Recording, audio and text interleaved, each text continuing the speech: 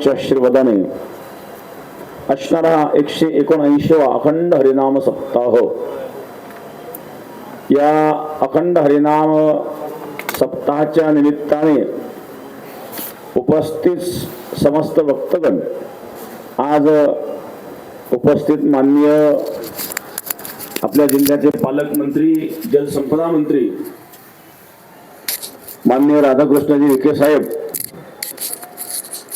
सुरुवातीपासून अगदी सप्ताहाच्या तयारीपासून साहेबांचं लक्ष आपल्या कार्यक्रमाकडे आहे. कारण हे खेडेगाव आहेत, इथं रस्त्यांच्या फार मोठ्या अडचणी होत्या. तत्काळ साहेबांनी 4 कोटी रुपये मंजूर करून या परिसराच्या रस्त्यांची कामं सुरू केली आणि ताबडतोब ती कामं अर्जंट करून घेतली. त्यामुळे आपल्याला सुविधा निर्माण झाली, नाही तर इथं यायला सुद्धा अडचणी निर्माण झाल्या असतात. आणि म्हणून मी माननीय विखे साहेबांना या ठिकाणी आपल्या सर्व भक्तगणांच्या वतीने धन्यवाद देईल की आपण जे या ठिकाणी वारकऱ्यांची सेवा केली. गेल्या वर्षी सुद्धा कमलपूरचा जो पूल होता, गोदावरीला पाणी होतं आणि साहेबांनी ताबडतोब त्या पुलाला कठडे बनवले, काही रस्त्यांची कामं ताबडतोब मंजूर केलीत. म्हणून आपल्या वारकऱ्यांना चांगल्या प्रकारे त्या ठिकाणी आणि सुविधा प्राप्त झाली. नाहीतर तिथं कठडे नव्हते, लोक घाबरायचे त्या पुलावरून यायला. एक तर पूल छोटा आणि पुन्हा नदीला पाणी, अशा अनेक अडचणी होत्या. आणि गेल्या वर्षी सुद्धा आपण खूप चांगल्या प्रकारे लक्ष घातलं आणि आपल्या वारकऱ्यांना सुविधा उपलब्ध करून दिल्याबद्दल निश्चित धन्यवाद. कारण शनिदेवगाव, बाजाठाण, कमलपूर, भामाठाण, अमरापूर, आवलगाव, चेंडूफळ या सर्व परिसरामध्ये तो सप्ताह झाला. सुंदर सप्ताह पार पडला. आज यावर्षी हा सप्ताह धनगरवाडी आणि पंचकृषी खूप चांगल्या प्रकारे. धनगरवाडी गाव एक निमित्त आहे, कारण हा सप्ताह कुठल्या एका गावाकडून होणारा नाहीये. ठीक आहे, आर्थिक नियोजन आपण करू शकतो, परंतु याकरिता जे मनुष्यबळ लागतं आणि स्वयंस्फूर्तीने जे आपण सेवा करतात, ठीक आहे, मनुष्यबळ सुद्धा वेगवेगळ्या प्रकारे उपलब्ध करता येऊ शकतं, परंतु केवळ कर्मचाऱ्यांना बोलून मनुष्यबळ उपलब्ध करणं तो भाग वेगळा आहे. स्वयंस्फूर्तीने आपण जे सेवा करतात हे महत्वाचे आहे. आणि म्हणून आपण या ठिकाणी परिसरातील गावं स्वयंस्फूर्तीने या ठिकाणी येतात, सेवा करतात. आलेल्या भक्तगणांची, वारकऱ्यांची भोजनाची व्यवस्था इतकी सुंदर आणि तत्काळ बसल्याबरोबर पत्रवाळी, ताबडतोब प्रसाद, अशी सुंदर अशा प्रकारची व्यवस्था आपण करीत आहात. आणि म्हणून जे काही सेवेकरी असतील, वाडेकरी असतील, त्यांना देखील धन्यवाद, ग्रामस्थांना धन्यवाद. आणि परिसरातील जे गाव आहेत त्यांना एक सूचना की, कारण संध्याकाळच्या वेळेला आता इथं राहता शहर जवळ आहे, श्रीरामपूर शहर जवळ आहे आणि श्रीरामपूर राहता शहराच्या जवळ असल्यामुळं शहरातून संध्याकाळी लोक येतात. काही व्यापारी लोक दुकान बंद करून येतात. संध्याकाळी परत जशी दिवसा गर्दी असते तशी गर्दी सुरू होते. रात्री 10 वाजेपर्यंत खूप गर्दी असते आणि म्हणून त्याकरता आता आपल्याला प्रसादाची वाढ करावी लागणार आहे. तर माननीय नामदार साहेबांनी राहता शहराला सांगितलं की आपण जास्तीत जास्त भाकरी, लोणीला पण साहेबांनी सांगितलं की जास्तीत जास्त भाकरी आपण पाठवाव्या. श्रीरामपूर शहरातूनही चांगल्या प्रकारचं आयोजन होत आहे. बाकीच्या खेड्यापाड्यातल्या लोकांनी सुद्धा जास्तीत जास्त भाकरी पाठवाव्या, जेणेकरून संध्याकाळी येणारा जो भक्तवर्ग आहे त्यांना सुद्धा प्रसाद पुरला पाहिजे. संभाजीनगर जिल्ह्यातून येणारे जे लोक आहेत, तिकडून खैरी, निमगाम, नौर खैरी मार्गे जे येत आहेत, नौर खैरी गोंधवणी, त्याला सुद्धा खूप मोठे मोठे खड्डे पडलेले होते. ते खड्डे बुजण्याचं काम सुद्धा माननीय विखे साहेबांनी आणि केलं, त्याबद्दल सुद्धा माननीय साहेबांना धन्यवाद. एतु सर्वाणि कर्माणि मयि संन्यस्य मत्पराः अनन्यनैव योगेन मां ध्यायन्तोपासते. या ठिकाणी पिंपळसकर जे आहेत त्यांचं एक पत्र आलेलं आहे, जे नितीन भाऊ कापसे आणि त्यांचं पिंपळस ग्रामस्थ, पिंपळसला सप्ताह मिळावा अशी मागणी आणि नितीन भाऊ करतायत आणि साहेबांच्याच नियोजन मध्ये तो सप्ताह व्हावा अशी पण ते इच्छा व्यक्त करतायत. तर पिंपळसकरांना या ठिकाणी धन्यवाद देईल.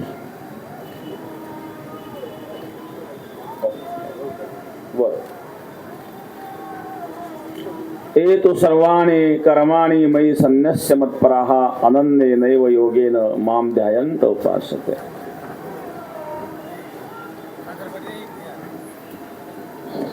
भक्तीमध्ये अनन्यता असावी. मत्पराः भगवंताशी परायण अशी भक्ती असावी. भक्तीमध्ये गुणदोष नसावे. गुणरहितं कामनारहितं प्रतिक्षणं वर्धमानं सूक्ष्मतरं अनुभवरूपं अविच्छिन्नम. शास्त्रामध्ये अथातो ब्रह्म जिज्ञासा ब्रह्मसूत्र आहेत. ब्रह्मसूत्रामध्ये पहिलं सूत्र आहे अथातो ब्रह्म जिज्ञासा.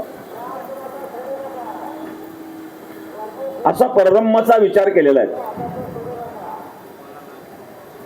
प्रेम हे अनिर्वचनीय असतं, अनुभवगम्य असतं.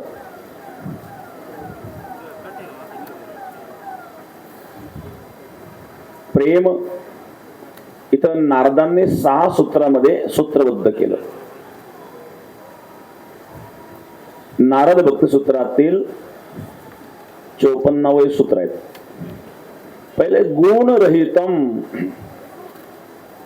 गुणाचं अतिक्रमण करून माझ्यावर प्रेम करावं, माझ्या स्वरूपाला प्राप्त व्हावं. गुणरहितम म्हणजे काय? हे सगळं जगत गुणावर चालतं. ही सृष्टी त्रिगुणात्मिका आहेत. रजोगुण, तमोगुण, सत्वगुण. आणि मग ही सृष्टीत जर गुणरूप आहेत तर भगवंताची भक्ती गुणरहित कशी व्हावी हा एक प्रश्न आहे. इथं जे सांगितलं गुणरहितम, गुणरहित भक्ती होऊ शकते का? शास्त्रामध्ये त्रिगुणाचं वर्णन आहे. रजोगुण, तमोगुण, सत्वगुण. यजन्ते सात्विका देवान्यक्षरक्षंश राजसः प्रेतान् बुद्गणाश्चन्य यजन्ते तामसा जनाः. 3 प्रकारच्या भक्ती सांगितल्या. रजोगुणी लोक कोणाची उपासना करतात, तमोगुणी लोक कोणाची उपासना करतात, सत्वगुणी लोक कोणाची उपासना करतात. काही लोक वेगवेगळ्या प्रकारे गुण पाहून प्रेम करतात. आजच्या नवपठितांच्या दृष्टिकोनातून प्रेमाची व्याख्या वेगळी आहे. संसारामध्ये इंद्रिय उपयोगी अशा प्रकारचे गुण पाहून प्रेम केलं जातं. पण त्या गुणामध्ये जर काही कमी भासलं तर ते प्रेम टिकत नाही. अलीकडच्या काळामध्ये घटस्फोटाचं प्रमाण वाढत चाललेलं आहे. घटस्फोट ही प्रक्रिया भारतीय सनातन संस्कृतीमध्ये कुठेच नव्हती. पतीचा मृत्यू झाल्यानंतर ती पत्नी जीवनभर विधवा अवस्थेमध्ये ब्रह्मचर्य पालन करून जीवन व्यतीत करीत होती. कारण 7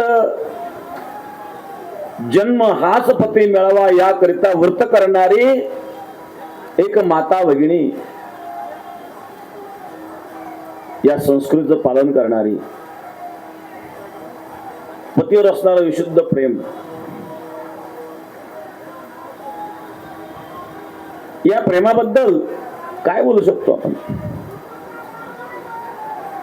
गुणदोष पाहून ते प्रेम केलेलं नाहीये.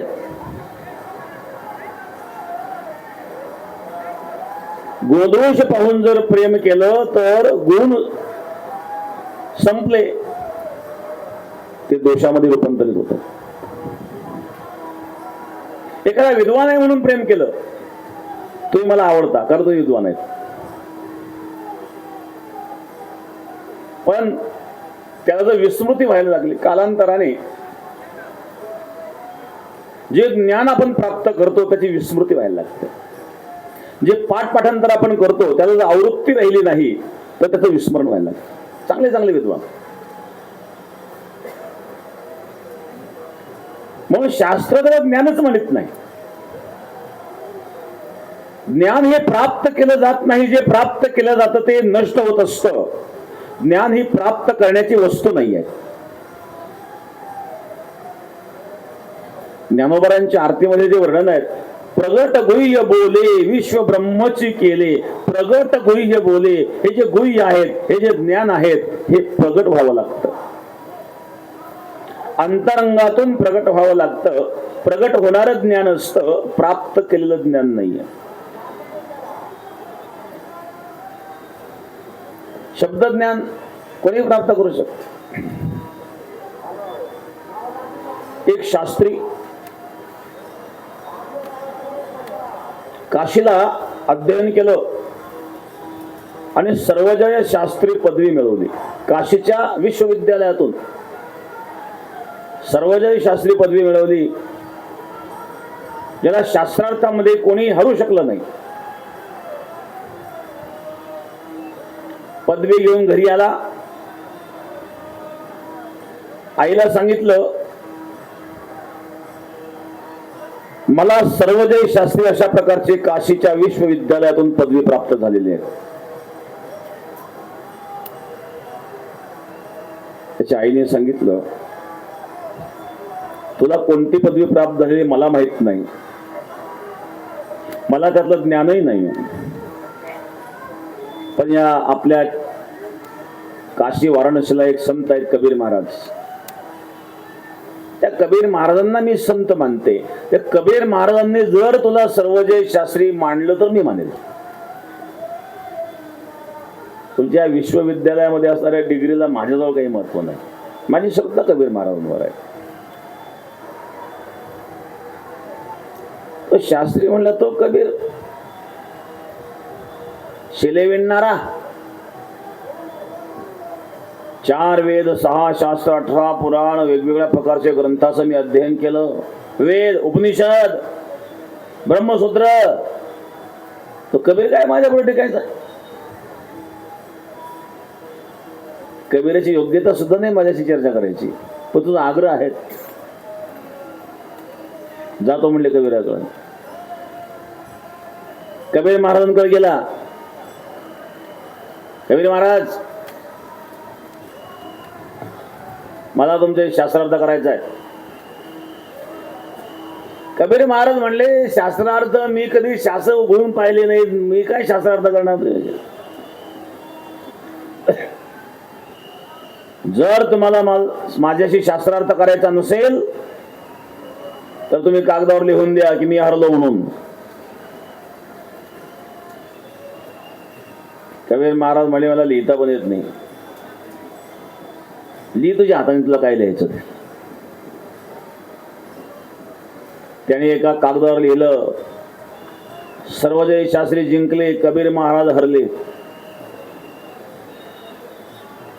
असं कागदावर लिहिलं. करा म्हणले सही. कबीर महाराज म्हणले, मला सही पण येत नाही.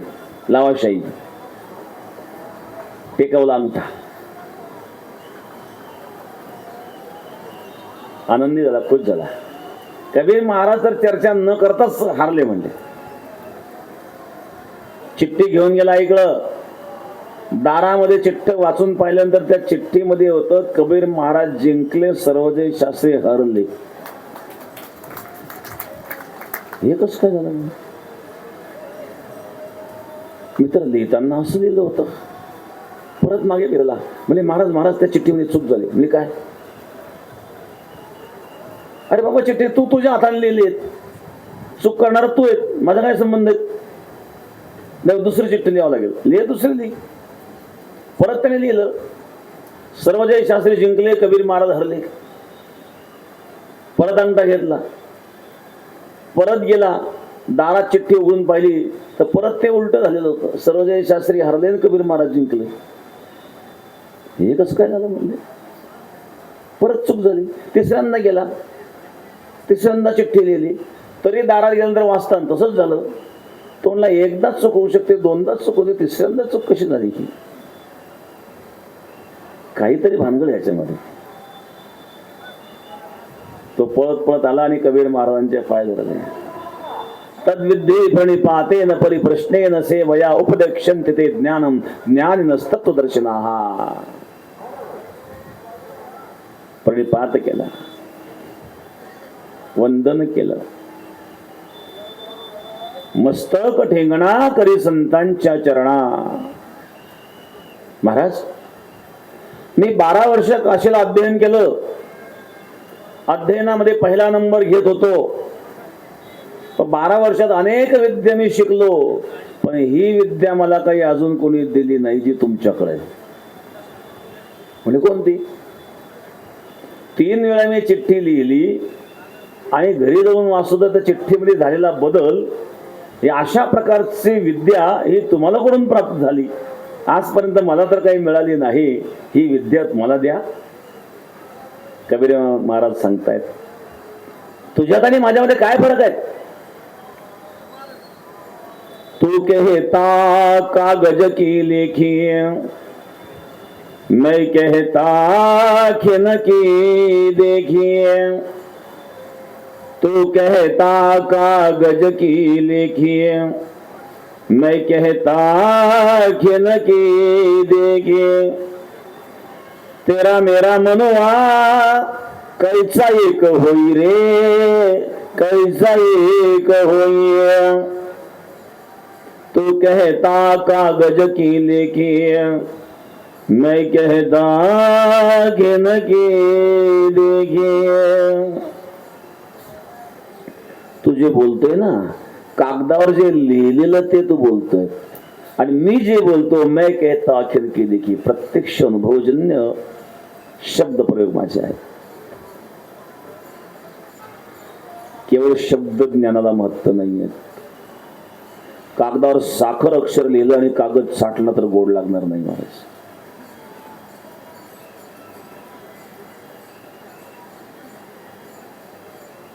आदित्य सर्वशास्त्राने वेदांत संघर्ष नारद. वेदशास्त्राचं अध्ययन केलं, पण ते अध्ययनाचा परिणाम काय असतो? वैराग्यात व्हावा. अध्ययनाचा परिणाम वैराग्यात झाला तर वैराग्यातून प्राप्त प्रगट झालेलं जे ज्ञान आहे ते टिकणार आहे. आदित्य सर्वशास्त्राने वेदांत संघर्ष नारद, न जानामि तय सूक्ष्म अंतरम विरती विना. अंतःकरणामध्ये वैराग्य निर्माण झाल्याशिवाय शास्त्र हृदयात टिकत नाही.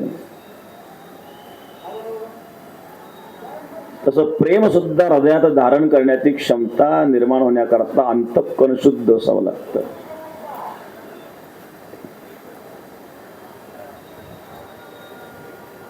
प्रेम निर्माण होईल. तुकाराम सांगतात, विश्रांती पावलो सांभाळा उत्तरी, वाढले अंतरी प्रेम सुख. मी विश्रांती पावलो, वाढले अंतरी प्रेमसुख. प्रेमसुख माझ्या अंतःकरणात वाढलं, परंतु सांभाळा उत्तरी, हे सांभाळणं फार अवघड आहे. हे टिकवणं फार अवघड आहे. म्हणून तुकोबारा सांगतात, करोनी उचित प्रेम घाली हृदयात, आलो दान मागायास थोर करोनियास. उचित कर, योग्यता दे, अधिकार दे, मग प्रेम घाली हृदयात. अगोदर अधिकार दे, अगोदर योग्यता दे. अधिकार योग्यता प्राप्त झाली तर प्रेम टिकतं. अलीकडच्या नवपठित त्यांनी ज्याला प्रेमाची व्याख्या दिलेली आहे ते प्रेम नसून ती वासना आहेत. वासनेच्या आहारी जाऊन प्रेमाचा देखावा करणं म्हणजे प्रेम नाही आहे.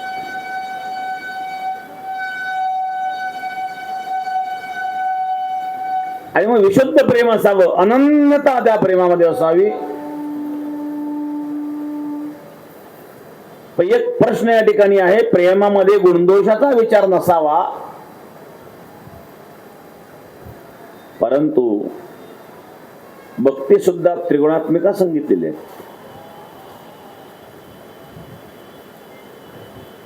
3 गुणांनी युक्त भक्ती आहे. राजस, तामस आणि सात्विक. राजस भक्ती आहेत, तामस भक्ती आहेत, तमगुणी माणसं आहेत भक्ती करतात. अभिसंधायो हिंसा दंभम मात्सर्यमेव वा सर्वं बी भिन्न दृग्भावम मयी कुर्यात् स तामसः. श्रीमद भागवतामध्ये कपिल देवाहुती संवादामध्ये या त्रिगुणात्मिका भक्तीचं वर्णन आहे. जो भेददर्शी पुरुष हृदयामध्ये हिंसा, दंभ, क्रोध, मात्सर्य भाव ठेवून माझी भक्ती करतो, ती तामस भक्ती आहे. करतात लोक भक्ती, भजन करतात, परमार्थ करतात, पण द्वेष करतात. 2 गुरु एका ठिकाणी झाले ना, तुकाराम महाराज सांगतात, एक करती गुरु गुरु भोवती भारू शिष्यांचा, हा त्याच्यावर गुरु गुरु करतो, तो याच्यावर गुरु गुरु करतो. 2 गुरु एकमेकावर गुरु गुरु करतात. ही कोणती भक्ती आहे? एक करती गुरु गुरु भोवती भारू शिष्यांचा. हा तो माझे शिष्य बघा किती आहेत, तो माझे शिष्य किती आहेत. सर्वसामान्य सोडून VIP शिष्य कसे बनतील याच्याकरता प्रयत्न. VIP शिष्याच्या मागे लागतो. VIP शिष्य कोण पैसे मिळतील. गोरगरीब बिचार भक्ती करतो, भक्तीशाला काय घेणं. तामसी गुरुला भक्तीची काय घेणं. करतोय तो भक्ती, पण कशी करतोय. दंभ, हिंसा, हिंसा करतात लोक. पदावरून हिंसा करतात. मोठ्या मोठ्या आश्रमांमध्ये हिंसा होतात. मी मोठा घे तू मोठा. मी काल उदाहरण सांगितलं. विश्वामित्र रात्री 12 वाजता वसिष्ठांच्या डोक्यात दगड घालण्याकरता गेला. का तर वसिष्ठ मला ब्रह्मर्षी म्हणत नाही म्हणून याला मी जिवंतच ठेवणार नाही. 60,000 वर्ष तपस्या करणारा विश्वामित्र काय मिळवलं तपस्येतून.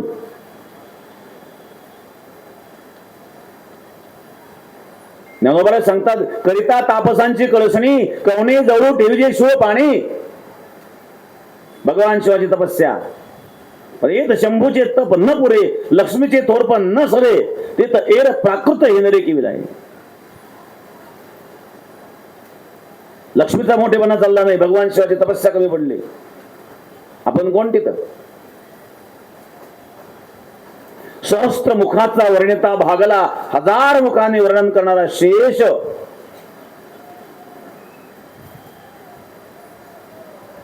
शेष शिणला झाल्या 2,000 जिभा.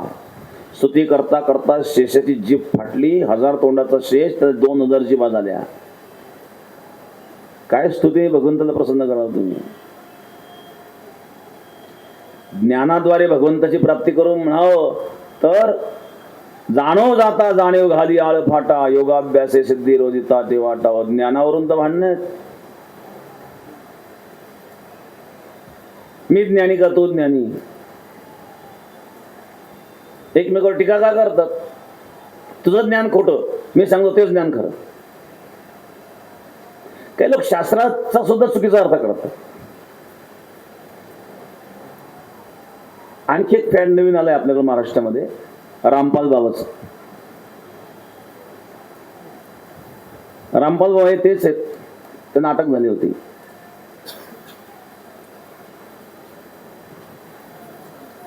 पन्नास 50,000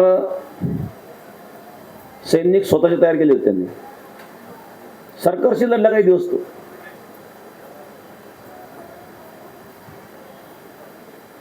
आणि निर्गुण उपासना करता करता मूर्तीपूजेचा विरोध, साधू संतांचा विरोध,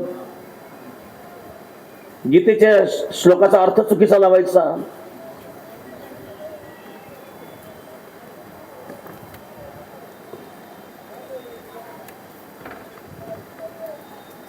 अशा प्रकारे समाजामध्ये काही विकृत लोक आहेत, लाखो अनुयायी आहेत त्यांचे. महाराष्ट्रामध्ये सुद्धा काही अनुयायी निर्माण करतात, कारण सोशल मीडियावर ऍक्टिव्ह असतात असे लोक. फार जो सोशल मीडियावर ऍक्टिव्ह आहेत, VIP ज्याचे शिष्य आहे तो महाराज मोठा, त्याला अक्कल असो का नसो, याची समाज परिस्थिती आहे.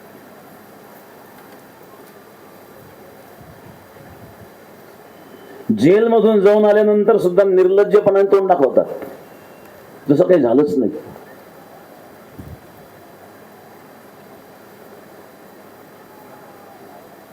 जे विकृती, ते विकृतीबद्दल बोललं पाहिजे.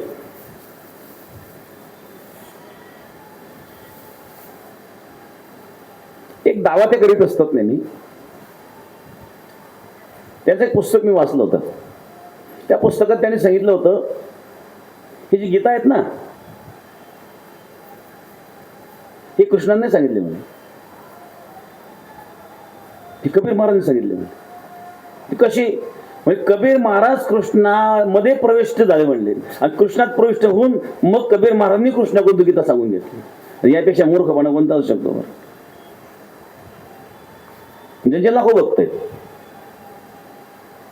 ते सगळं वेदामध्ये सुद्धा कबीर महाराजांचं नाव आहे. वेदामध्ये कवी हा शब्द काही ठिकाणी आला आहे, त्यांनी कवी शब्दाचा अर्थ कबीर केला. कबीर महाराजांवर आपलं सर्वांचं प्रेम आहे, कबीर महाराजांवर आपली श्रद्धा आहे, आपण कबीर महाराज संत मानतो.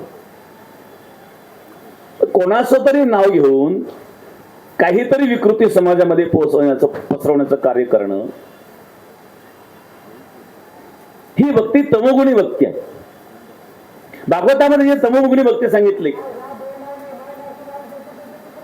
हिंसा, दंभ, क्रोध,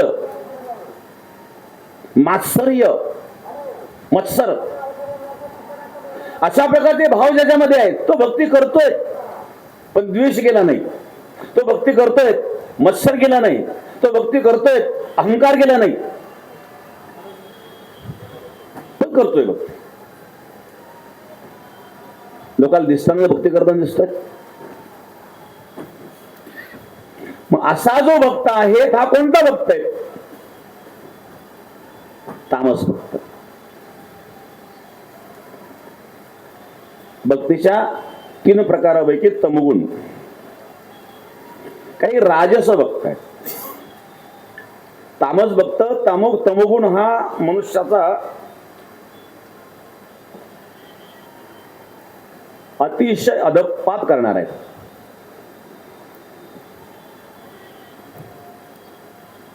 तमोगुण नसावा. जघन्य वृत्तीस्थ अधो गच्छन्ति तामसः. भगवान सांगतात 3 प्रकारचे भक्त मला बसतात. ऊर्ध्वम गच्छन्ति सत्वस्था. सत्वगुणी लोक ऊर्ध्वगती प्राप्त करतात, देवलोकाला जातात. मध्यम तिष्ठन्ति राजसः. रजोगुणी लोक मध्यगती प्राप्त करतात, आणि तमोगुणी लोक अधोगतीला जातात. जरी भक्ती केली तरी अधोगती जाणार, तर ती भक्ती नाहीये.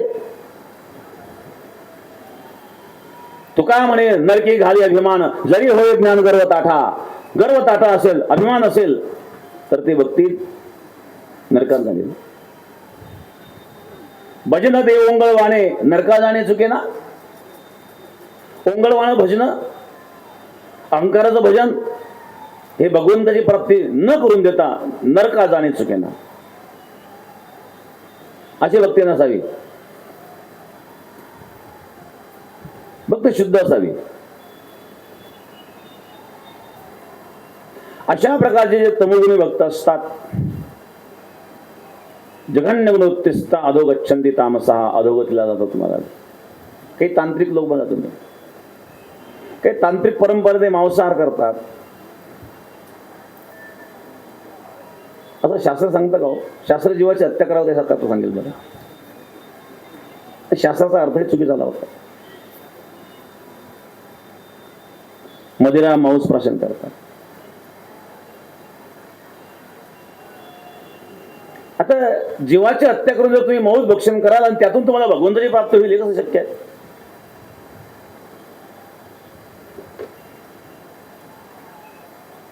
प्रेतान बुधगणाश्चान यजन्ते तामसा जनाः. भूतप्रेताची उपासना करतात, स्मशानामध्ये उपासना करतात ना काही लोक, स्मशानात राहतात मसनजोगी. भूत असतं का हो? तुमच्यापैकी कोणी पाहिलं का भूत? एक भूत मानणारा वर्ग आहे, एक भूत न मानणारा वर्ग आहे, एक भूताचा बाऊ करणारा वर्ग आहे.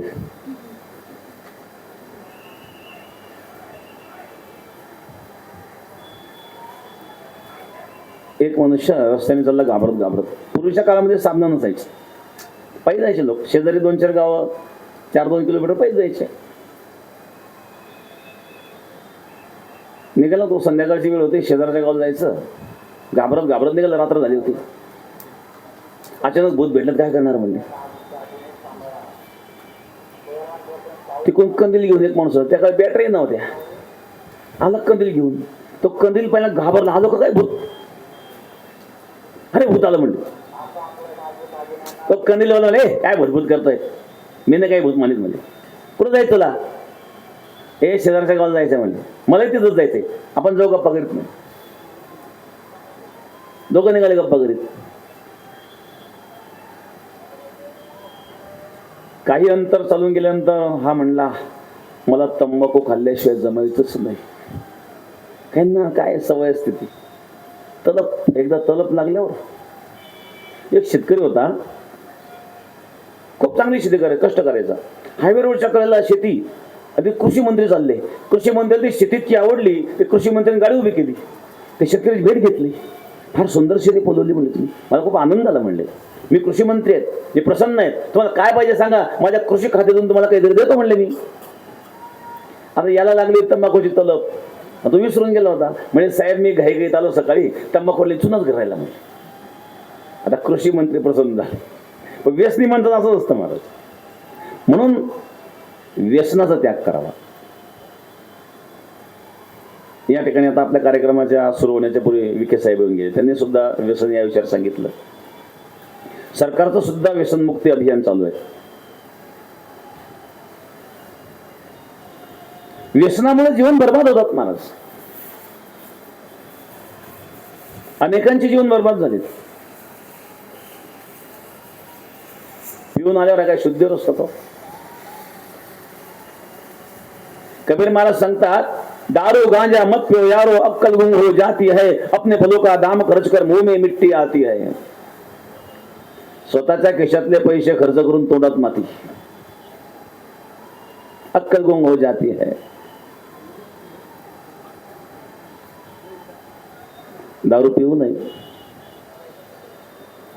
दोघ जण डोलत डोलत चालले, दोघांनाही चालता येईना, एकमेकाला धरून आधार धरून, हा त्याला आधार देतो, तो याला आधार देतो. हाताला म्हणला, अरे इतकी पेत असते का, तो चालता येत नाही. तो म्हणला, तुझी उतरू दे मग सांग मला. बघा दोघं एकमेकाला उपदेश करताय.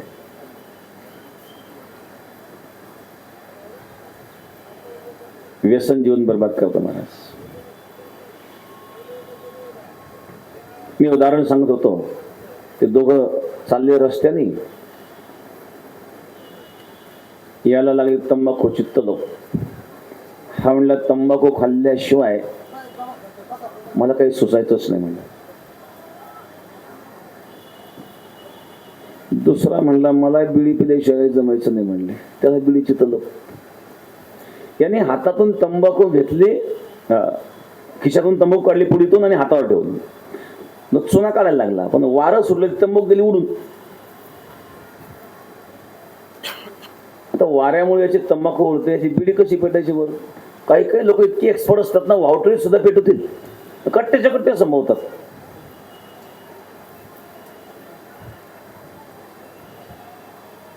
एक जण बिडी पीत पिताला दर्शन घ्यायला, तोंडात बिडी तसंच वाकला खाली. त्याला सांगितलं, अरे बाबा ती बिडी जाऊ खाली, पायाला चटका लागतोय. असं कुठं दर्शन घेत असतं. त्याचा जोडीदार पित पिताला म्हणले, महाराज माझं दर्शन होतं, तुमच्या हातात होते बिडी. काय एक एक बिडी. हा म्हणला, मला तंबाखूची तलप लागली म्हणले. हा तंबाखू खाण्याकरता एका झुडपाच्या आड गेला, कारण वाऱ्यामुळे त्याच्या हातावर टिकेनं तंबाखू उडून जायची. झुडपाच्या आड गेला तंबाखू खायला. हा झुडपाच्या आड गेल्यानंतर दुसरा बिडी प्यायला दुसऱ्या झुडपाच्या आड गेला.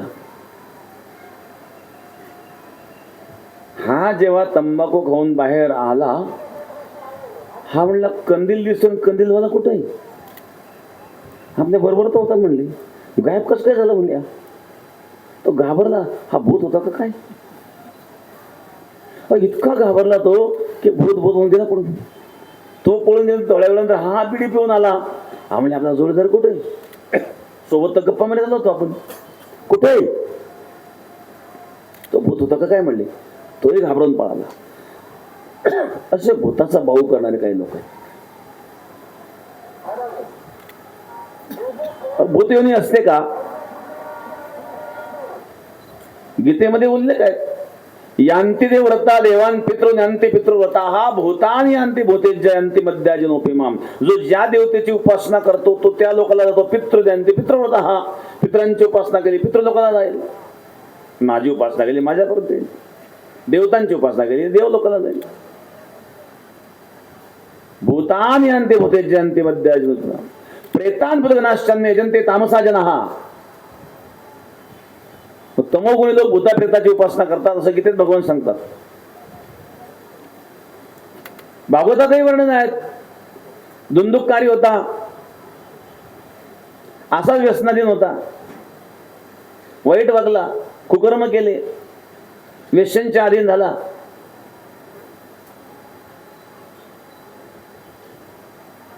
बाप तर जंगलात निघून गेला,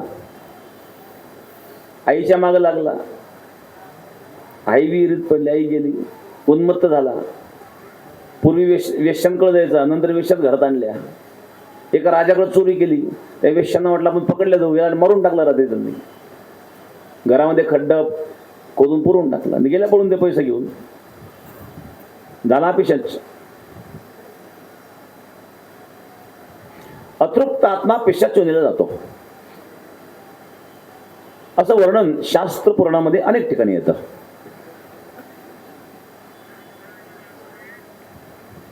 गीतेतही वर्णन आहेत. मग वस्तुस्थिती काय आहे? आयुर्वेदामध्ये 7 प्रकारचे उन्माद सांगितलेले आहेत. कफोन्माद, पित्तोन्माद, वातोन्माद, सन्निपातोन्माद, मानसोन्माद, विषोन्माद आणि भूतोन्माद. 7 प्रकारचे उन्माद आहेत. उन्माद म्हणजे विसंगत बोलणं. कफ प्रकोपातून ते विसंगत वागणं, विसंगत बोलणं, त्याला कफोन्माद म्हणतात. पित्त प्रकोपातून होणारी विसंगती पित्तोन्माद झाला. वात प्रकोपातून होणारा वातोन्माद. तर त्या सन्निपातोन्माद, सन्निपात नावाच्या तापेमध्ये लोक बरडतात, विसंगत, तो सन्निपातोन्माद आहे. एक आहेत विषोन्माद, विषारी पदार्थ खाण्यात गेल्यानंतर. भांग, धोत्राचं बी खाल्ल्यानंतर सुद्धा धोत्रा विषारी असतो. काही लोक नशा म्हणून धोत्राचं बी खातात. तो असंच बरडतं नशेमध्ये. काही भांगेच्या नशेत काही लोक बरडतात. हा विषोन्मादच आहे. हे विष आहेत. दारूच्या नशेत, दारू तरी विषच आहेत, माणसाला मारतात ते. विषोन्माद आहेत.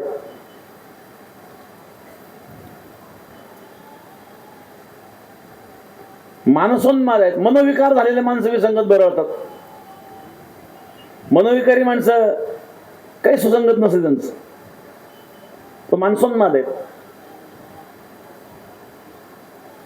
7 प्रकारचे उन्माद सांगितले. शेवटचा भूतोन्माद सांगितला. या 7ही उन्मादांची लक्षणं सांगितले, त्याच्यावर उपचारही सांगितले वाग्भटाचार्यांनी. वाग्भट संहितेतलं सांगतो आयुर्वेदामध्ये.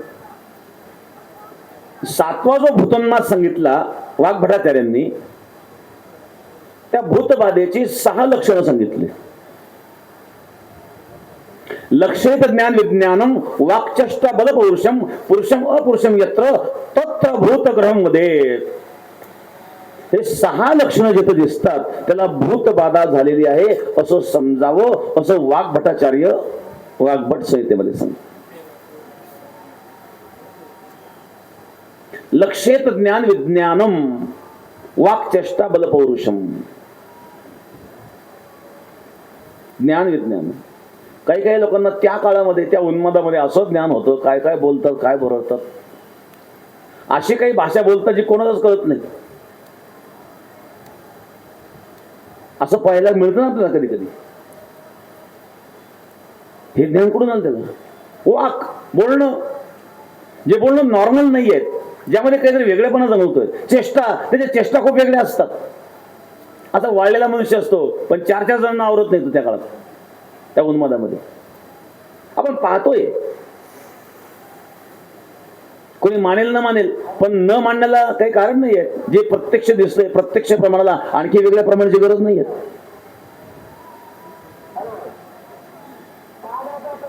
तर अशा प्रकारे जाणवतं. लक्षेत ज्ञान विज्ञानम वाक चेष्टा बल पौरुषम. त्याचं बल इतकं वाढलेलं असतं, पौरुष्य वाढलेलं असतं. अशा प्रकारे नॉर्मल पेक्षा वेगळेपणा जर जाणवला त्याच्या वागण्यामध्ये, तत्र भूतग्रहम मध्ये त्याला भूतबाधा झालेली असं समजावं. आणि त्याच्याकरता उपचारही आयुर्वेदामध्ये आहेत. मी काय सांगत होतो, तमोगुणी भक्ती जी असतात ना, प्रेतांत बुधगणाशान्य जनते तामसा जनाहा, त्या तमोगुणींना हे देवता म्हणतात. तमोगुणी देवता. यक्षिणीची उपासना हे रजोगुणी उपासना आहे. कर्णपिशाची उपासना तमोगुणी उपासना आहे. कर्णपिशाचिनी जी उपासना करतात ना, इतकी भयंकर असते ती, त्याचं वर्णन सुद्धा आपल्याला करता येणार नाही, व्यासपीठ करू शकणार नाही, इतकी भयंकर असते ती. उपासना करताना इतका दुर्गंध देत असला पाहिजे. एखादा प्राणी मारून सोडून द्यायचं आणि त्याजवळ बसायचं. कर्णपिशाची तशी पसंत नाही होत. एवढंच नाही, साधनेला बसताना, साधना करीत असताना मलमूत्र विसर्जन झालं तरी तसंच होऊन द्यायचं. एवढंच नाही तर ते मलमूत्र सेवन करायचं.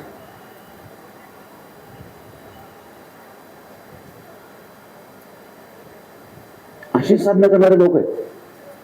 आता खरंच यांना सद्गती मिळेल का?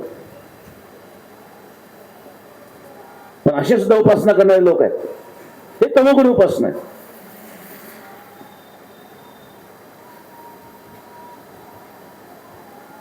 रजोगुणी उपासना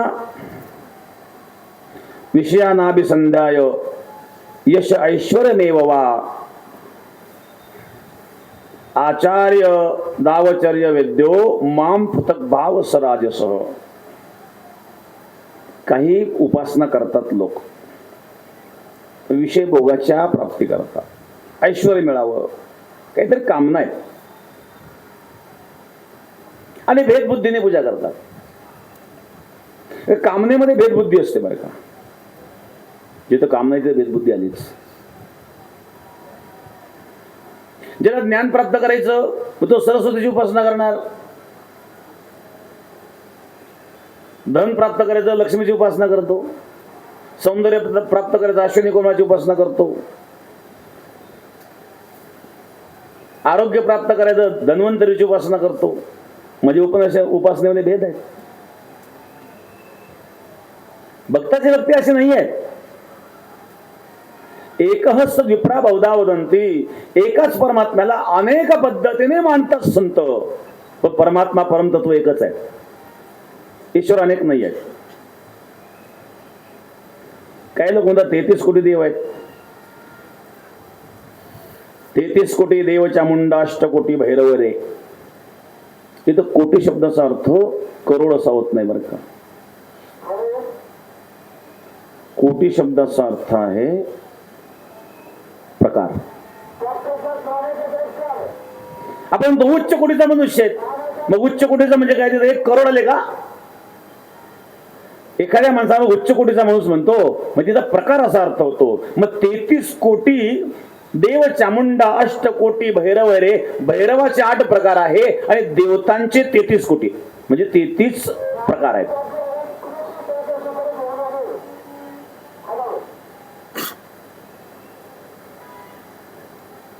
आणि ईश्वरीय कोटीच्या देवतांचे 5 प्रकार आहेत, ज्याला प्रमुख पंचायतन देवता म्हणतो आपण. शिव, विष्णू, गणपती, देवी आणि सूर्य या प्रमुख पंचायतन देवता आहेत. या ईश्वरीय कोटीच्या देवता आहेत. ईश्वराचे अवतार जे होतात हे शिवाचे असतील किंवा विष्णूचे असतील, काही देवीचे असतील, काही गणेशाचे असतील, यांचे सर्व अवतार आहेत. अवताराचे प्रकार अनेक असू शकतात.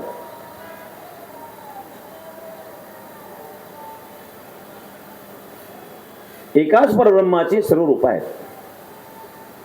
तशा अनेक नद्या वाहतात, पण त्या सर्व नद्या सागराला जाऊन मिळतात. तसं अनेक संप्रदाय, अनेक परंपरा जरी असल्या, शाक्त असू द्या, शैव असू द्या, हे सर्व ज्या परब्रह्मापर्यंत पोहोचतात. त्याच परब्रह्माची ही वेगवेगळ्या प्रकारची रूप आहेत.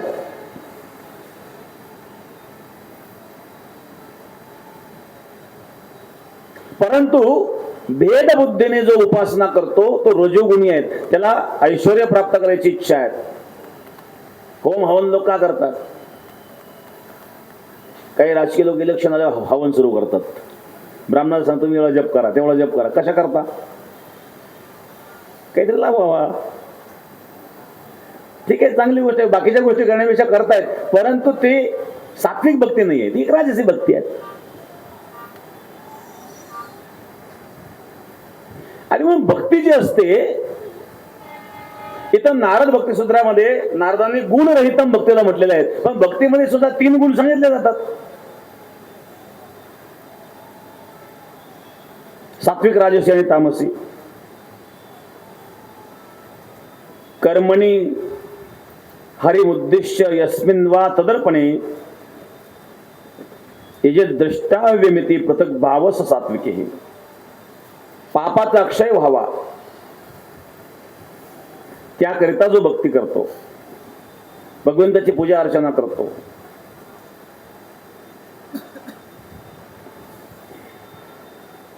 ती सात्विक भक्ती आहे. माझा उद्धार व्हावा, काय उद्धार पावेन, काय कृपा करेल नारायण, ऐसे तुम्ही सांगा संत जन, करा समाधान उत्तमाचे. केव्हा माझा उद्धार होईल, केव्हा भगवंताची कृपा होईल? अंतकरणामध्ये जिज्ञासा निर्माण झाली. जिज्ञासा निर्माण झाल्याशिवाय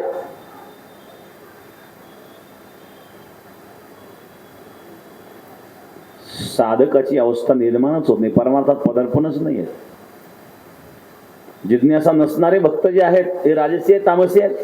कदाचित त्यांना थोडाफार लाभही होतो. मी सांगितलं 33 कोटी देवता, ज्याला जी जी उपलब्धी पाहिजे त्या त्या देवतेकडे तो जातो. काही भूताप्रेताची उपासना करतात.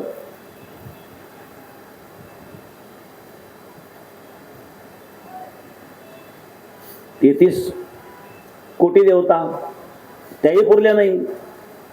फिरायला जाऊन पुस्तक केलं. देवतांचे 33 प्रकार आहेत ना. 12 आदित्य, 8 वसु, 11 रुद्र, 2 अश्विनी कुमार,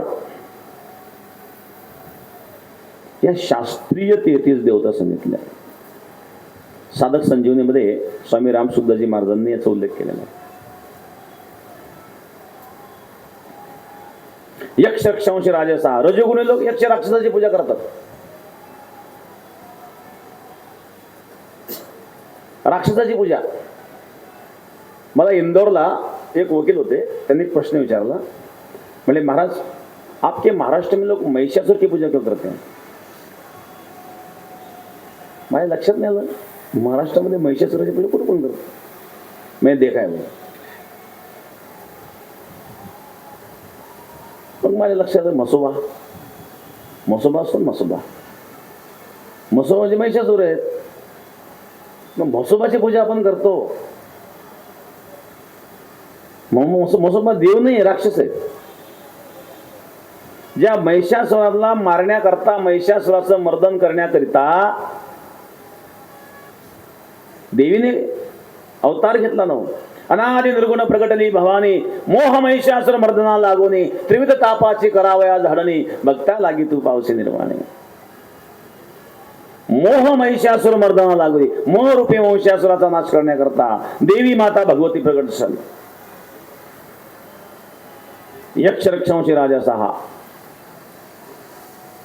रजोगुण यक्षाची उपासना करतात, यक्षिणीची उपासना करतात, राक्षसांची उपासना करतात आणि सत्वगुणी देवांची उपासना करतात.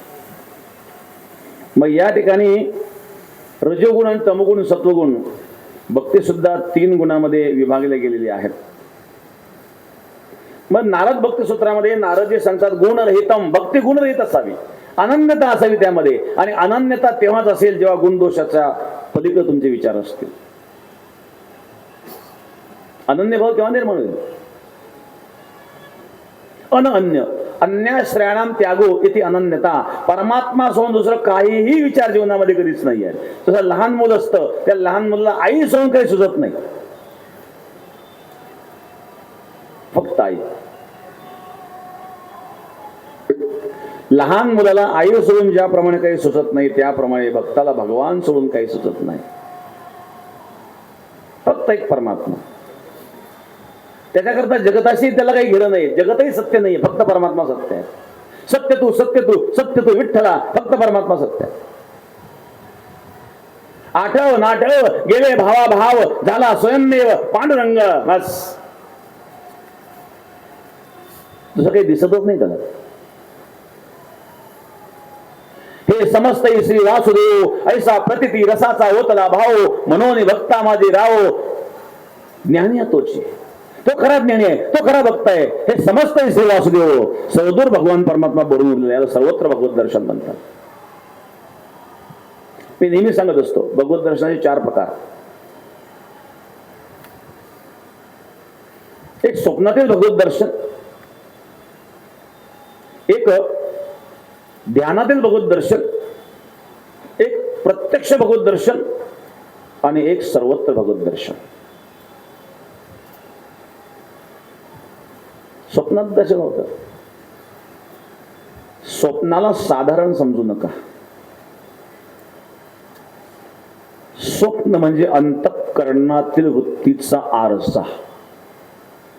अंतःकरणाच्या वृत्तीचा आरसा म्हणजे स्वप्न. आपल्याला जसे स्वप्न पडतात त्यावरून आपली वृत्ती करते. जशी वृत्ती असेल तशी स्वप्न पडतात. एक मनुष्य मला भेटला, म्हणले महाराज मला फार विचित्र स्वप्न पडतात. मी म्हटलं तू विचित्र असला पाहिजे.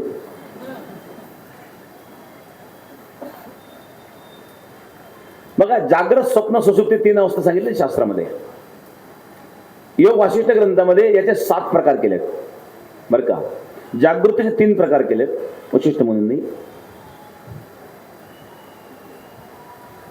एक आहेत बीज जागृत, बीज जागृत, जागृत आणि महाजागृत. स्वप्न, स्वप्नाचे 3 प्रकार सांगितले. जागृत स्वप्न, स्वप्न, स्वप्न जागृत. हे 3 ते 3 6 आणि सुषुप्ती एकच. सुषुप्तीचे काही प्रकार सांगितले नाही. मग जागृतीचे 3 प्रकार, स्वप्नाचे 3 प्रकार आणि सुषुप्तीचा 1 प्रकार, असे 7 प्रकार सांगितले. जसे ज्ञानाच्या 7 भूमिका सांगितल्या तशा अविद्येच्या देखील 7 भूमिका सांगितल्या. अविद्येच्या 7 भूमिकांमध्ये हे 7 प्रकार सांगितले. त्यापैकी मी स्वप्नाबद्दल बोलत होतो. स्वप्नातील भगवत दर्शन. हे काही जागृत स्वप्न, जाग असताना स्वप्न पाहणारा. काही झोपेत पडणारे स्वप्न असतात, काही झोपा मोडणारी स्वप्न असतात. स्वप्न साकार झाल्याशिवाय झोपत येत नाही. हे जागृत स्वप्न आहे. जागा असताना स्वप्न पाहणारे लोक असतात. एक भिकारी स्वप्न पाहत होता. भिक्षा मागून आणायचा, उरलेलं पीठ माठात भरून ठेवायचा, माठ टांगून ठेवला. पडल्या पडल्या त्या माठाकडे बघून विचार करतोय, जर दुष्काळ पडला तर पिठाचे फार पैसे होतील. म्हणले किती पैसे होतील? एवढं पीठ विकल्यानंतर एखादी शेळी येईल, मग आपण एक शेळी घेऊन टाकू म्हणले. मग ते एका शेळीचे 5-6 वर्षात 20-25 शेळ्या होतील. मग ते शेळ्या विकून टाकायच्या. शेळी कुठे कोण घालली, ठेवायचीच नाही. 2 जर्सी गाय घेऊन 20-20 लिटर दुधाच्या. आणि भाव पण वाढायला लागले. आता काय भाव झाले?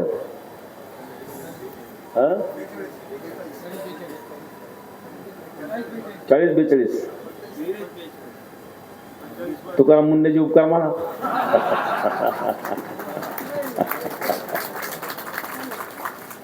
ही सगळी भेसळ जर संपली ना तर खूप शेतकऱ्यांनाही चांगल्या प्रकारे भाव मिळेल आणि लोकांनाही शुद्ध आहार सेवन करायला मिळेल, चांगलं दूध मिळेल.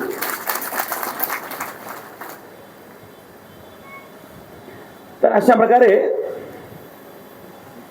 तो म्हणला मी 2 जर्सी गाई आता घेणार, ह्या शेळ्या विकून टाकाय 2 गाई घ्यायच्या, 20-20 लिटर दुधाचे 2 गाईले 40 लिटर दूध होईल.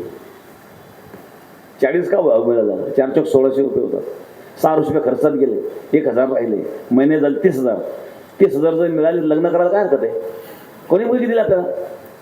तर पडल्या पडल्या विचार करतोय, मोडक्या माझ्यावर, तुटक्या दोरीवर, फाटक्या गोधडीवर.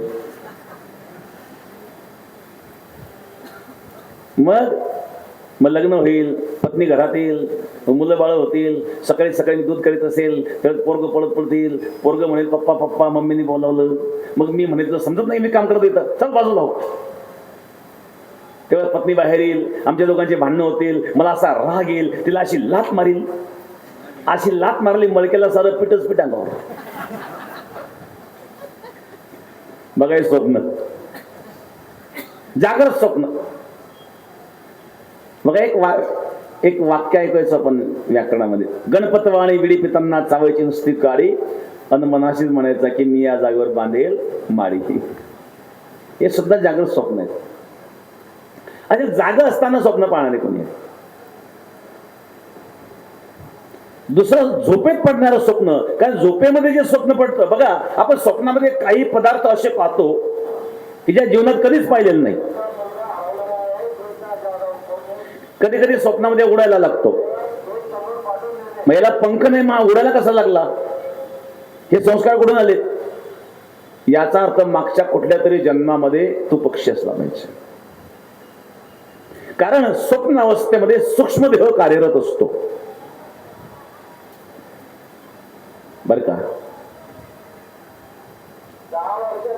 हा प्राण मन जेव्हा हिता नावाच्या नाडीमध्ये प्रवेश करतो तेव्हा स्वप्न अवस्था निर्माण होते. ही जी हिता नाडी आहेत ना, हिचं वर्णन सुद्धा शास्त्रात आलेलं आहे. ऑपरेशन करून ते सापडणार नाही डॉक्टरला, हा डॉक्टरचा विषय नाही. कारण ते केसाच्या 1000वा अंश इतके सूक्ष्म आहे.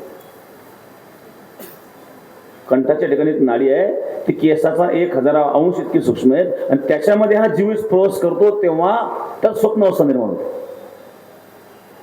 हा जीव किती सूक्ष्म असेल?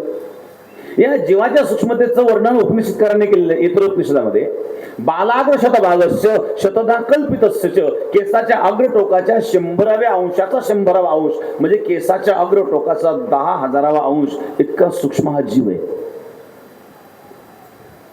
असं उपनिषदकार वर्णन करतात. इतकं सूक्ष्म मेमरी कार्ड आहे आणि याच्यामध्ये डाटा, अनंत जन्माचा डाटा त्यामध्ये भरलेला आहे. आणि म्हणून स्वप्नामध्ये सूक्ष्मदेह कार्यरत असतो. त्यामुळं काही स्वप्न असे पडतात की आपण या जन्मात कधीच पाहिलेलं नसतं, तरी ते स्वप्नात पाहतो. याचा अर्थ पूर्वजन्मी कधीतरी ते पाहिलेलं आहे. ते संस्कार स्वप्नात जागृत झाले.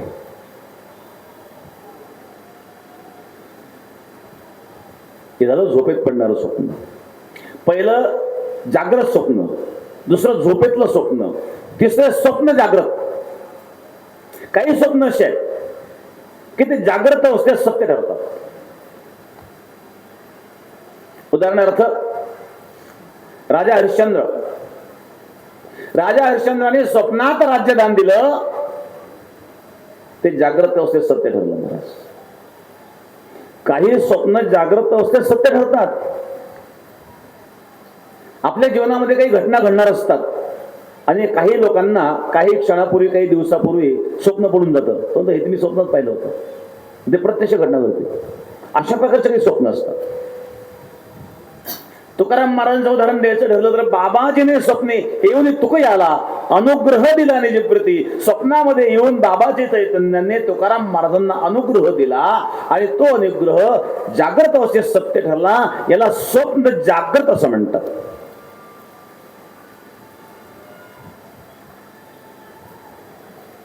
असे स्वप्नाचे काही प्रकार.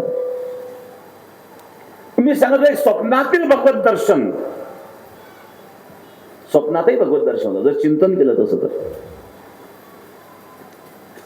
दुसरे ध्यानातील भगवत दर्शन, डोळे बंद करून ध्यान करावं, पण ध्यान घडणं एवढं सोपं नाही. डोळे बंद करून म्हणजे ध्यान होतं असं नाही. शेतकऱ्याला सांगा ध्यान कर, काय दिसेल त्याला? मकाचे कणस, गव्हाच्या ओंब्या, ऊसाची टिबरू, हेच दिसणार आहे. ध्यान अवस्था प्राप्त होण्याकरता चित्त शुद्ध व्हावं लागतं.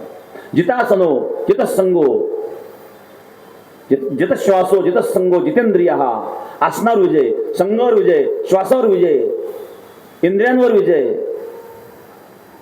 या चारही गोष्टींवर विजय मिळवल्याशिवाय ध्यान घडत नाही.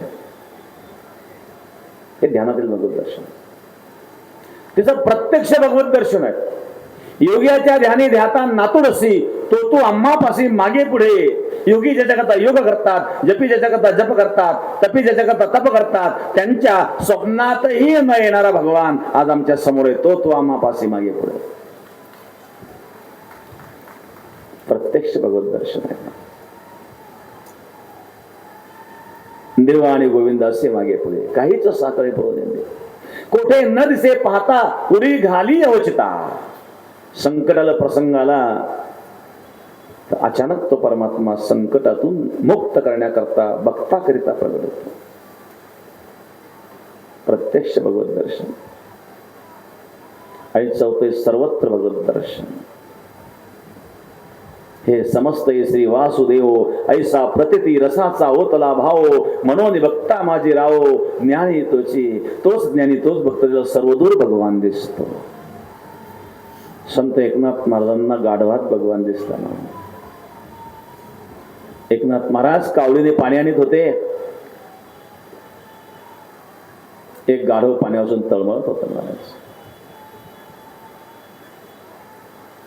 इतक्या लांबून जल आणलं, गंगाजल. नाथ महाराजांनी गाढवाच्या तोंडात ओतलं. नाथ महाराजांच्या सोबत काही ब्राह्मण मंडळी ती हसायला लागली. म्हणजे महाराज एवढ्या लांबून कष्ट करून आपण हे जल आणलं अभिषेक करण्याकरता, आणि तुम्ही कुशाल गाढवाला पाजून दिलं. नाथ महाराज म्हणले, माझा रामेश्वर मला त्या गाढवात दिसतोय. एक जीव पाण्यावाचून तळमळतोय आणि माझ्याजवळ पाणी आहे. अशा वेळी त्या तळमळणाऱ्या जीवाला ते पाणी न देता जर त्या जलाने मी अभिषेक केला तर माझे भगवान तो अभिषेक निश्चित स्वीकारणार नाही.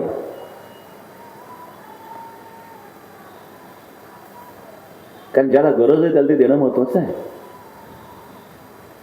ते गाढव पाण्यातून तळमळत आहेत आणि आपल्याजवळ पाणी आहे. मग हे पाणी त्या तळमळायला जीवा दिलं पाहिजे. परमात्मा सर्वांच्या हृदयात आहेत. सर्वस्याहम हृदिसन्निविष्टो मत्त स्मृतिर्ज्ञान मपोहनंच वेदैश सर्वे रहमेव वेद्यो वेदांत कृतवेद विदैवचाम. सर्वस्य अहम हृदिसन्निविष्टो, प्रत्येकाच्या हृदयात मी प्रविष्ट आहे. त्याच्या हृदयात भगवान प्रविष्ट आहे. गाढवाला पाणी वाजलं.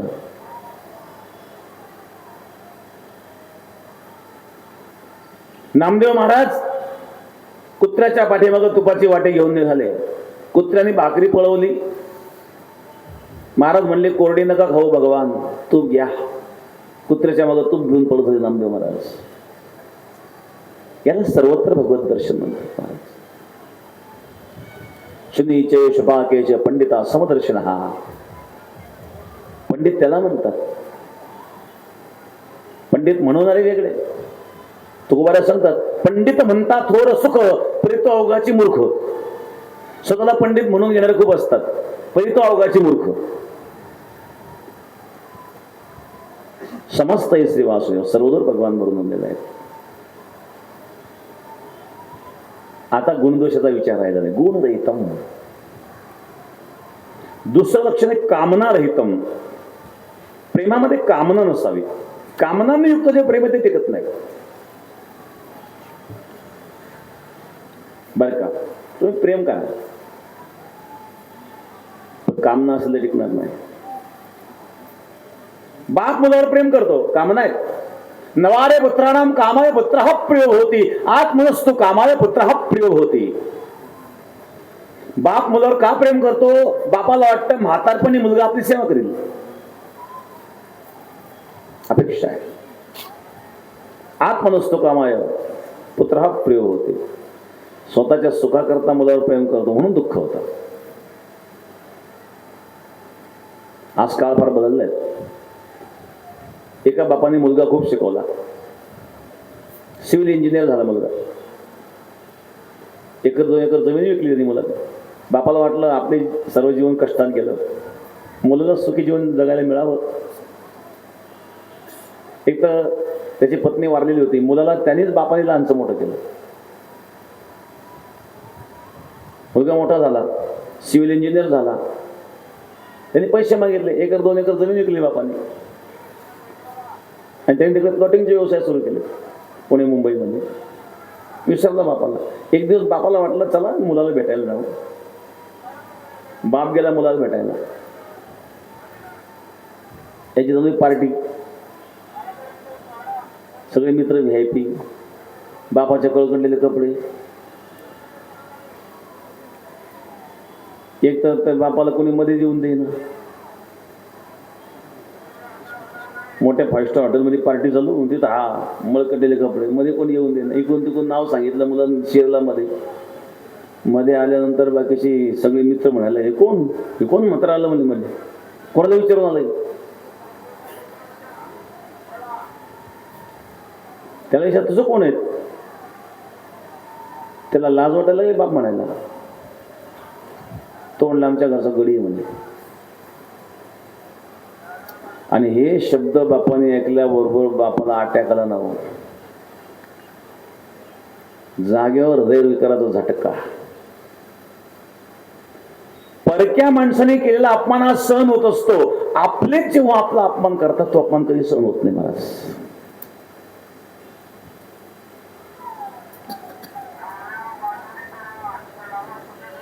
एक तर पत्नी वारली होती, मुलाला लहानसं मोठं केलं, त्याने दुसरी बायको केली नाही. त्याला वाटलं नको त्या मुलाला दुसरी करावं आपण, त्या मुलाला नाही सांभाळणार, त्याच्या स्वतः सांभाळलं, लहानसं मोठं केलं, एवढं मोठं शिकवलं. आणि काय परिस्थिती? संसार असाच आहे, हा संसार धोकेबाज आहे. संसार काही अपेक्षा करू नये. साधू संतांनी या संसाराचा त्याग करून परमार्थ स्वीकारला, याला कारणच ते.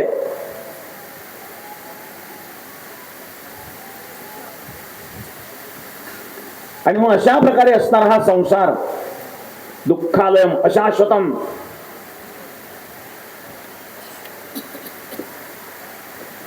यामध्ये कामना आहे. प्रत्येक मनुष्य संसारामध्ये कामनांनी युक्त अशा प्रकारे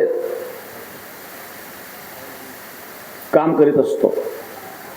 मग परमार्थ अध्यात्म प्रेम कामना रहित असतं. मग गुण रहितम कामना रहितम. प्रेम हे कामना रहित असावं, तेव्हाच अनन्यता येते. जीवनामध्ये अनन्यता केव्हा येईल?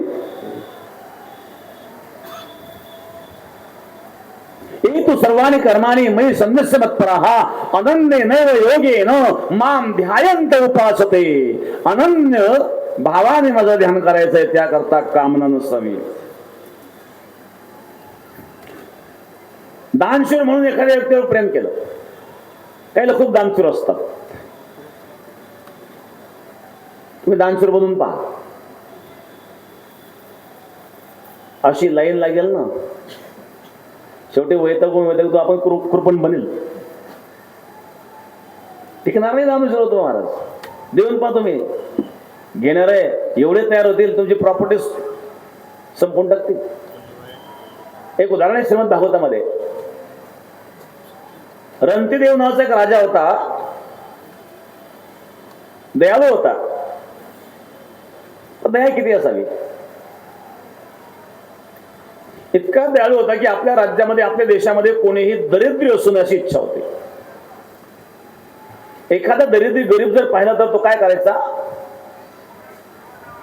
त्याला विपुल धन द्यायचा, त्याची गरीबी दूर करायची. पण गरीबाला धन दिल्याने गरीबाची गरिबी दूर होते, हा फार मोठा गैरसमज आहे. कर्तृत्ववानाला धन दिलं तर कर्तृत्ववान मनुष्य त्या धनाचा सदुपयोग करून कदाचित तो प्रगती करू शकतो, हे सर्वांना शक्य नाही. तुम्ही करून पहा प्रयोग. एक खूप गरीब आहे, ज्याला खायला मिळत नाही, त्याला 10 लाख रुपये देऊन पहा. पुढच्या वर्षी बघा त्यांनी काय केलं 10 लाखाचं. प्रगती करेल असं काही नाहीये. कुठेही काही बुद्धी सुचेल त्याला. अचानक पैसे नाही ज्याला आलेत ना, ते समृद्धीचे पैसे मिळाले काय ना, खूप पैसे मिळाले. पैसे कधी पाहिले नव्हते. काही बुद्धी सुचले, कोण कोणीकडे बोलवतो, कोण कोणीकडे झाले, पुन्हा मोकळ. असं नाहीये की एखाद्या गरीबाला तुम्ही धन दिलं म्हणतो श्रीमंत होईलच, असं मुळीच नाहीये. हे उदाहरण नेहमी सांगत असतो, आला प्रसंग म्हणून सांगतो. एका माणसाला 3 मुलं होती. त्याने सांगितलं आता माझं वय झालं, ही प्रॉपर्टी मला वाटून द्यायची. मुलं तर अगोदर तयारच आहेत. नाही, मी तिघांना देणार नाही. तुमच्यामध्ये जो कर्तृत्ववान असेल त्याचे मी नावं करणार. तुम्ही विकून टाकलं काय करणार? मग मला परीक्षा पाहावं लागेल. त्याने 3 मुलांना 1-1 किलो हरभरे दिले. पुढच्या वर्षी मला दाखवतो मी याचं काय केलं. एकाने पेटी आणली, पेटीमध्ये कुलपाट ठेवले, पुढच्या वर्षी दाखवायचे म्हणून. एकाने फुटाणे करून खाऊन टाकले आणि एकाने ते शेतामध्ये पेरले. 1 वर्षानंतर विचारलं कुठे फुटाणे, कुठे तुमचे हरभरे? हरभरे कुठे म्हटलं. यांनी पेटी आणली, खोलली, सगळे किडे लागलेले, एक दाना कामात राहिला नाही. तो अरे तो किलोभर हरभरे तू वर्षभर सांभाळू शकला नाही, तू कसा संसार सांभाळशील? तुझ्या नावावर प्रॉपर्टी करणार नाही. दुसऱ्या मुलाला तू काय केलं? नाही म्हणले आपल्याला वाया घालणं आवडत नाही, मग आपण फुटाणे करून खाल्ले म्हणले. मग तू जर फुटाणे करून खाल्ले तर तू जमीन विकून खाशील. माणसाने पिकवून खावं, विकून खाऊ नये. तुम्ही पिकवा आणि पिकवल्यानंतर तुम्हाला जे खायचं ते खा, पण विकून खाऊ नये. काही लोकांना जमीन विकायच्याच मागं धडाका लावलेला आहे. तुला जर किलोभर हरभरे सांभाळता आले नाही, तू प्रॉपर्टी सांभाळू शकत नाही. तिसऱ्या मुलाला विचार तू काय केलं? त्यांनी एक पोतच आणलं. म्हणजे पोतं कसं काय? म्हणजे मी शेतात पेरलेत, 1 किलोचे क्विंटल झाले. बघा तिघांची बुद्धिवृत्ती वेगळी. मी रणतीदेवाचं उदाहरण सांगत होतो. रणतीदेव राजा, त्याने गरीबाला दान द्यावं, श्रीमंत व्हावं अशी इच्छा होती, परंतु ते गरीब तर श्रीमंत झाले नाही, पण राजाच गरीब झाला. म्हणून सांगितलं सर्वाभूती द्यावी अन्न, द्रव्य पात्र विचारू नये. अन्नदान सर्वांना करावं, पण द्रव्य दान करताना पात्रतेचा विचार करावा. भलतेला द्रव्य दान करू नये. राजा दरिद्री झाला आणि शेवटी परकीय आक्रमण झालं आणि राजाला राज्यपद सोडावं लागलं. महाराज, जो राजा जेव्हा दान करीत होता तेव्हा सर्वांना गोड लागत होता, आनंद वाटत होता, पण त्या राजाला जेव्हा राज्यपद सोडण्याची पाळी आली तेव्हा त्या राजाला कोणीच साथ दिली नाही. तुम्ही दानशूर बना, सर्व तुमच्या पुढे पुढे करील, पण दरिद्री झाला तर कोणी तुझ्या जोड येणार नाही. हा संसार असाच आहे, याला संसार म्हणतात. प्रत्येक मनुष्य कामाने त्या दृष्टीनं आपल्याकडे पाहत असतो. दानशूर म्हणून जर कोणी तुमचा आदर करीत असेल, ज्या दिवशी तुम्ही दान देणार नाही त्या दिवशी तो घृणा करेल.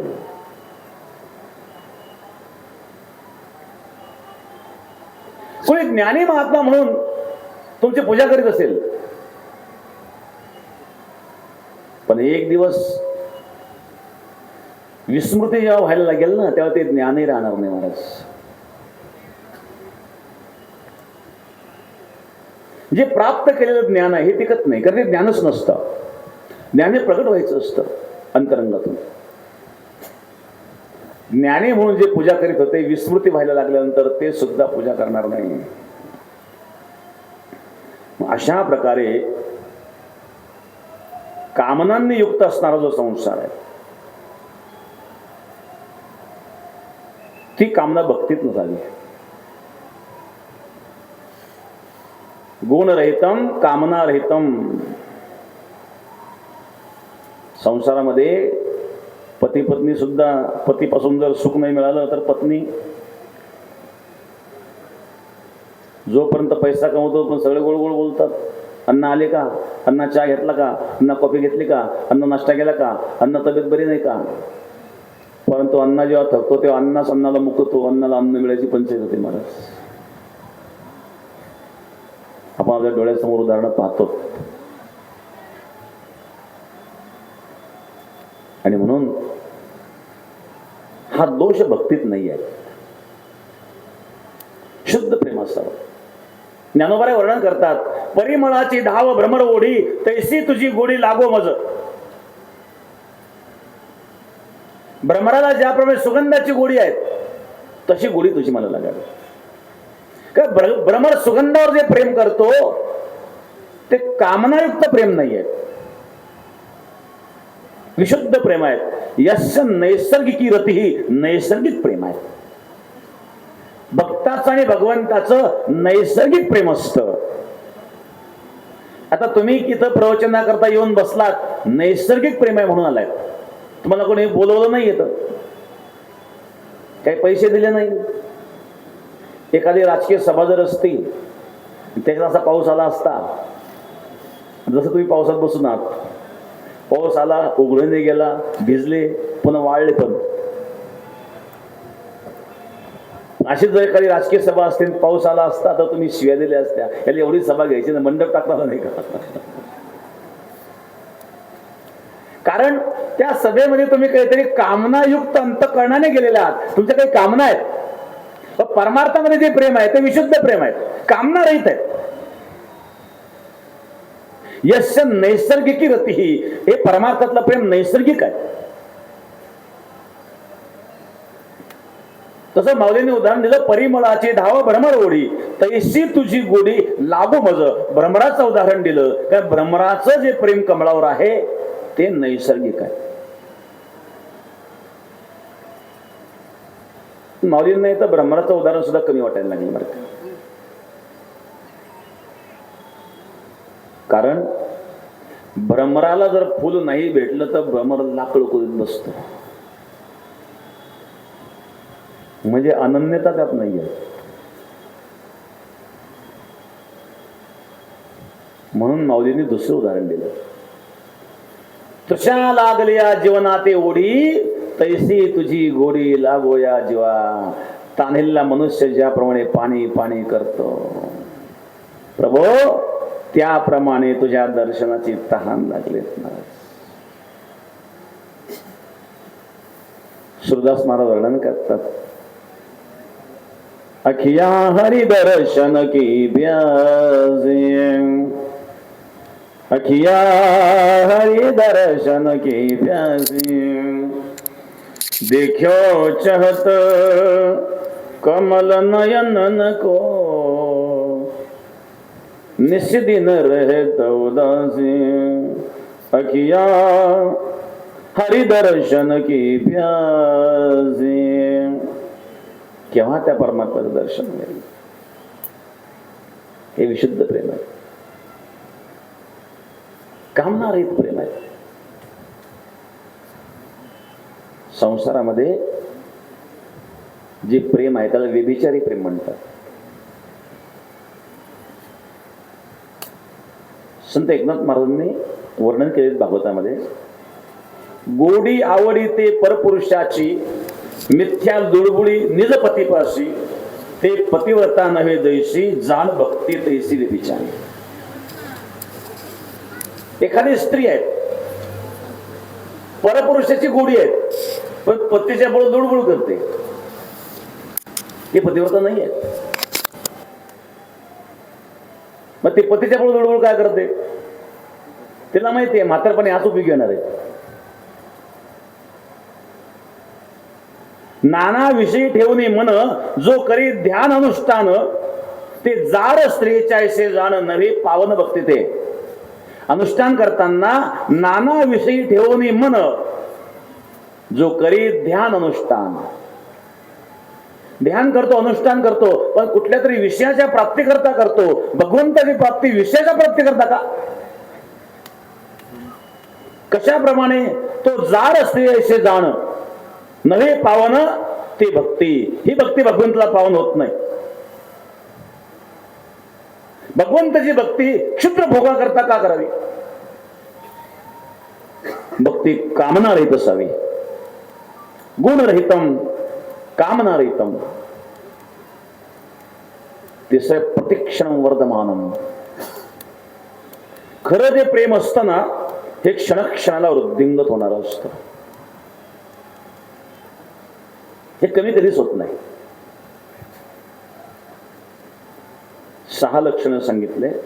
आता वाजले किती? 2:45 होऊन गेले. आता वेळ झालेला आहे. आवरून घेऊ आपण. राहिलेला प्रसंग उद्या बघू. आपल्या नारद बक्षीसूत्रातील हे 6 जे लक्षणं सांगितले, गुणरहितम कामनारहितम प्रतिक्षण वर्धमानम सूक्ष्मतरम अनुभव रूपम अविच्छिन्नम,